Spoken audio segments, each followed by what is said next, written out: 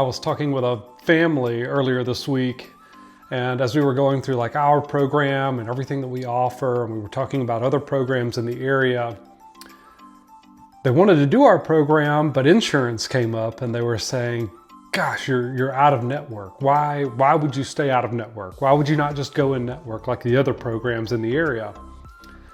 I said, well, that's a really great question. And I'd love to fill people in on why a program may stay out of network with insurance companies versus going in network with them. So to start out with, by going in network with an insurance agency, an insurance company, you are signing a contract with them. You go through negotiations and you sign a contract and you agree to lower rates, and you agree to kind of them calling the shots for you. They tell you how much they're going to pay you for every case that you have and whatever level of care they are. They kind of call the shots on how long the treatment is going to be. So again, you have someone who's not even familiar with the client, with the family, who's now calling the shots around the timeline of treatment and what that person needs. The good news is that it makes it extremely accessible to people in the community. So I don't want you to take this as I'm bad-mouthing in-network at all, because I'm not. And I think that it's a very good thing that makes treatment and medical services available to a ton of people, because you have ones who are in network with your major providers. You have ones that are in network with your Medicare, Medicaid, and those are all great things to have. So by staying out of network, and I can speak to why we chose to stay out of network, you're no longer tethered to the insurance company and them calling the shots. So now I don't really have to worry about them saying how long the time frame is going to be for the person who's coming to treatment with us.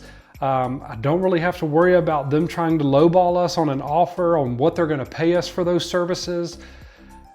Now, the negative side of this is it comes out in a lot of cases more expensive for the families. So the families may have to come out of pocket, but now we can base our treatment around what's best for that individual and for that family who's coming to us seeking services versus what does this company think is best based on their timeline and what they're willing to pay. So we can often work with clients a little longer, and we can tend to do deeper dives. Because when you're going in network, you're agreeing to those lower rates. It also becomes a game of volume, and it has to some degree. You can't fault anyone for that, because now if you're agreeing to these lower rates, now we need more people to come seek our services out and to participate in our groups and our services so that we can make our ends meet.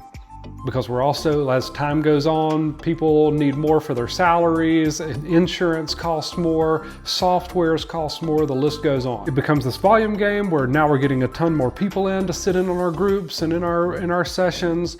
Staying out of network, we can still limit that. And instead of cramming 30, 40 people into a group where we only have 3 hours to check in with 40 people, we can keep it at 10, we can keep it at 8, and do a much deeper dive into what's going on with each individual who's sitting in that room, who's sitting in that group. I would also like to point out that the more specialized you are, it kind of forces you to stay out of network. And take our program, for example, we work mostly with young adults, like ages 17 to 30. We don't work with all ages. We can't work with the 40, 50, 60, 70-year-olds that are out there, so our demographic shrinks. Therefore, as we become more specialized, more of a niche market, you kind of need to stay out of network, because you're not going to have the numbers that you would have. You're not going to have that volume as if you were a program for anyone and everyone out there under the sun. So, pros and cons to both sides.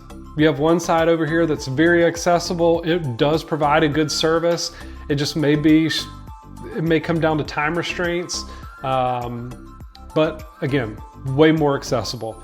Over here, you may have a different timeline and quality of treatment, but you may have to come out of pocket some. It may be a little more expensive in the long run. Typically, when we're talking about out-of-network deductibles and max out-of-pockets, they're a little higher than your in-network deductibles and out-of-pockets.